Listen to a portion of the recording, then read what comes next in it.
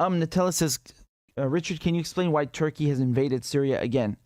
Well, I'll tell you why, because they've been trying to do this for a couple of years now. You know, they basically said in 2019 already that they want to create this safe zone, this buffer. The excuse they give is they want to protect their southern border. Now, you know, this sounds funny to me because Turkey is the one that allowed terrorists, foreign fighters, to come into Syria. So if anyone needs to be protecting their borders, it's Syria, not Turkey.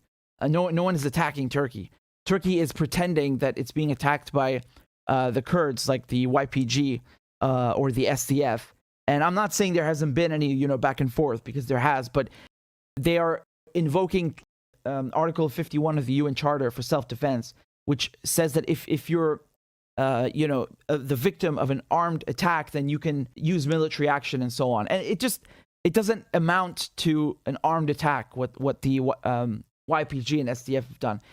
Turkey is using this as an excuse to go after them because it views the PKK, the Kurdistan Workers' Party, as a terrorist organization, you know, and basically they told Sweden and Finland, you guys need to extradite the PKK members that are in Sweden and Finland if you want us to accept you in NATO, right? So Turkey said, you need to get rid of those PKK members. You need to stop supporting the PKK in Sweden and Finland and extradite the PKK members to Turkey. And then we will support your application for NATO, because Turkey is the only country right now blocking NATO membership for Finland and Sweden.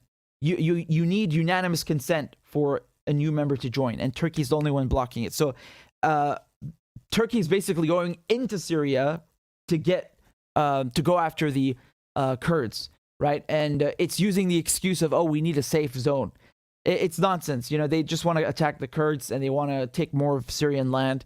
You know, right now you look at Idlib, they're using the Turkish currency in Syria. Like, I mean, what on earth is going on here? Like, it's no longer Syria anymore. They're just taking it.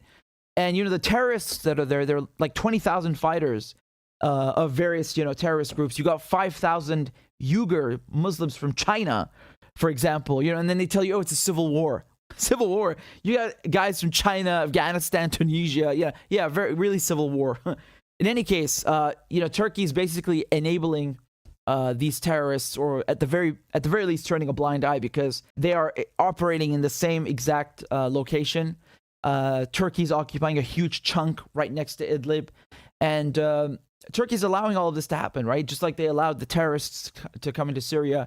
And since 2011, Turkey has supported regime change in Syria in many, many, many ways, right? They sent fighters, they allowed fighters to go in, they turned a blind eye for weapons smuggling, and they even created their own militia, right? The Syrian National Army, which when you hear that, you think it's the real Syrian army, the official army. It's not. It's a group created by Turkey to overthrow the Syrian government.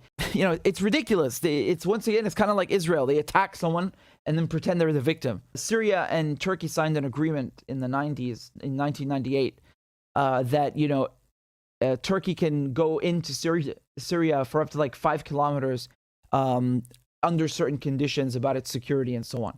So, I mean, even if you want to respect, you want to like cite this agreement, it says 5 kilometers, not 30.